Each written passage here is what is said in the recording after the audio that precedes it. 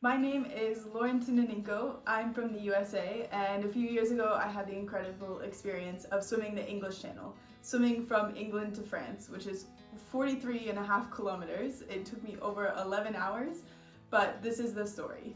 So I have been a swimmer pretty much my whole life. My dad was a swimmer, so he put all of us in it at the age of 4 or 5. We were being thrown in the water. So I was always a sprinter. I liked the 50 freestyle, the 100 freestyle, all of the short events. I swam throughout university, and then when I finished university, I said, okay, I'm done. I've had so many hours in the pool, just swimming back and forth. I wasn't having fun anymore.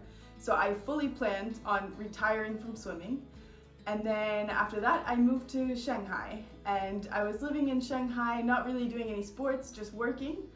And then I started kind of hearing about some open water swimming races. So that's when I sort of started saying, oh, well, open water swimming is a little bit different. It's not as repetitive as pool swimming. So I signed up for a couple open water races and absolutely loved it. I kind of had always heard about the English Channel swim as the Everest of open water swimming. It's like the goal. That's what you want to get to when you're an open water swimmer. So it was kind of always in the back of my mind, but never something that I really looked into until I actually did the Shanghai 70.3 Ironman, and I trained a lot for the bike and the run, but I didn't really train for the swim because at that time I wasn't really swimming, and I did terrible on the bike and the run and crushed everybody on the swim. And then I said, okay, maybe actually I should stick to swimming because that's what I'm clearly good at. And after that, I started looking into how can I swim the English Channel? I'm gonna do this. I'm gonna sign up, I'm just gonna make it happen. And I started emailing people and doing research, I think the same night of the 70.3. 6 months before my English Channel swim, I signed up to do the swim from mainland China to Hainan, which was about 25 kilometers. I almost did not survive that swim. And that was 25 kilometers. That's like half of what I knew that I was going to be swimming in the English Channel, and it almost killed me. I really could barely lift my arms for the last like 5 kilometers of the swim. And after I finished the swim, I couldn't even like do my hair for like 5 days. I couldn't lift up my arm. I was so sore, I was destroyed, and I said, okay, now I need to really get training. And from that moment, I trained harder than I ever have for anything in my life. I was going to Kunshan to do lots of open water swimming practice because that was the closest place to Shanghai that I could get some open water swimming practice. I was in the pool a lot of the times twice a day, in the morning and in the evening for 2 hours each time. And my mind was set on it. I said, I have to finish this English Channel. A lot of people said, oh, that's crazy that you're training for a swim like this in a country like China. But at the same time, it was kind of the perfect place to train because I had this community around me. I had built up a swim team in Shanghai called the Shanghai Xiaolongsha.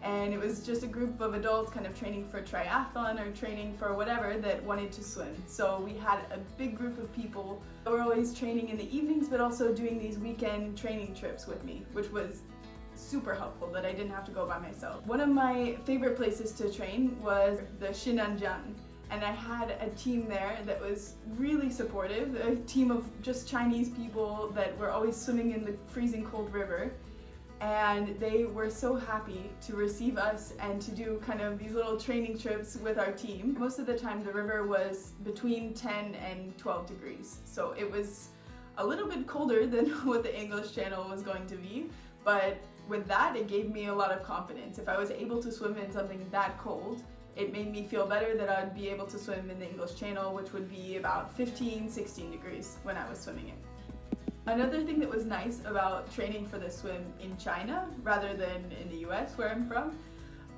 is that in China they keep some of the outdoor pools open during the winter, and the water was freezing cold, 7, 8 degrees, but a lot of Chinese believe that it is good for you to jump in cold water for a couple minutes every day. So they actually had a strategy that if the water was 6 degrees Celsius, they would try to stay in for 6 minutes, 7 degrees, 7 minutes, and I was getting in that water and trying to make it as long as I could to try to help me with my training. So sometimes in like 9 degrees, I was swimming for 30 minutes and they would get at the end of my lane and just be like, wow, wow, so good, so good. And they would ask me for pictures. They thought I was like a famous swimmer or something. It was such a funny experience to be there. It was always a new adventure going to that pool. After these 4 months of very intense trainings where I was swimming about 50 kilometers a week, it was time to fly to England and get ready for the swim.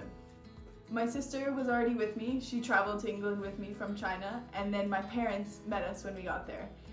And the plan was that my sister and my dad were going to be on the boat as support crew. And of course I asked my mom to also come, but she said, no, I will be in England, but I do not want to be on the boat. I do not want to see you suffer. The days leading up to the swim were the most stressful days of my life because you sign up for a window. I had 9 days where I could potentially do the swim, but I didn't know which day it was going to be because we had to wait for a good day of weather, a good day of currents. So the first couple days of my window were like, almost good enough, but not quite. And then a big storm came. And it got to the point that I was like, am I going to completely miss my swimming window? And I was like, I've trained so hard for this. This would be so frustrating if I end up having to go home and I don't even get to start. I don't even get to get in the water. So it got down to the last possible day that I had. And my pilot, his name was Eddie, he messaged me and he said, you know what? I can't tell what the weather is going to be tomorrow. It looks like we should just set an alarm and make the call that morning. So I went to bed saying I might be swimming the English Channel tomorrow and I might not. It was like such a weird feeling. It's like, do I eat a lot for dinner? Like, do I plan on doing it? I don't know. So I did everything in preparation that I was going to swim the next day. I set my alarm, 6 o'clock in the morning, and Eddie messaged me at exactly 6 o'clock and said, it looks good, let's go for it. So I was in the same hotel room as my parents and my sister, and I was like, guys, we're going, everybody wake up! And it was such an emotional time because I thought, I'm not even gonna get to swim. And then all of a sudden it was like, okay, we got a good day, let's go. From the minute I jumped in the water that day, I thoroughly enjoyed the swim. People always say like, oh, was the English Channel swim the hardest thing you've done? Honestly, no, because I was so happy to be in the water because I thought with the weather that I wasn't going to be able to swim. I thought I wouldn't even get the chance. So that whole day I was just thankful and really enjoying it. And also having my sister on the boat, she was like writing notes on the whiteboard. And they were kind of laughing as they were throwing me the food because you can't stop and you can't touch the boat. So they would throw the food out to you, you'd take a drink, take something out of the box, eat it, and then continue on. And honestly, the day passed so quickly. I didn't have a watch on. I didn't try to keep track of how much time it had been. So I was just kind of living in the moment and going with it. They said never look up because France looks like it's very close even when it's still 10 kilometers away. So I said, okay, I'm getting close. And then all of a sudden I see them take the little buggy, the little boat off of the big boat, which means that means I'm getting close to the finish because the big boat can't take you all the way into shore because it's too shallow. So I see them taking the little boat off and someone getting in it. And then I was like, yes, okay, this is the end, finally. Because at that point, yeah, my arms, of course, were starting to hurt. It had been almost 11 hours of swimming, so of course it gets to your shoulders after a while. But all in all, I had felt pretty good. Like, they told me towards the end that I had to pick up the pace a little bit because I had to try to beat the current to the finish. And I was able to still pick up the pace, so I couldn't believe that I was still feeling kind of okay after so many hours of swimming, but that shows what happens when you put so many hours of training into it. I got to this nice ramp and I walked up and it felt so weird to be standing on ground after so long. And I just screamed like, yeah! They could even hear me from the boat. And it was just like such a surreal, like I've been training hours and hours of my life for this swim and finally made it. It was so cool. One of the cool things about doing long distance endurance sports is that once you finish something, you want to go for more. You say, oh, I was able to do this distance, or I was able to do this cold water, so could I do something even longer? Could I do something even colder? It's always like, how far can I push my body?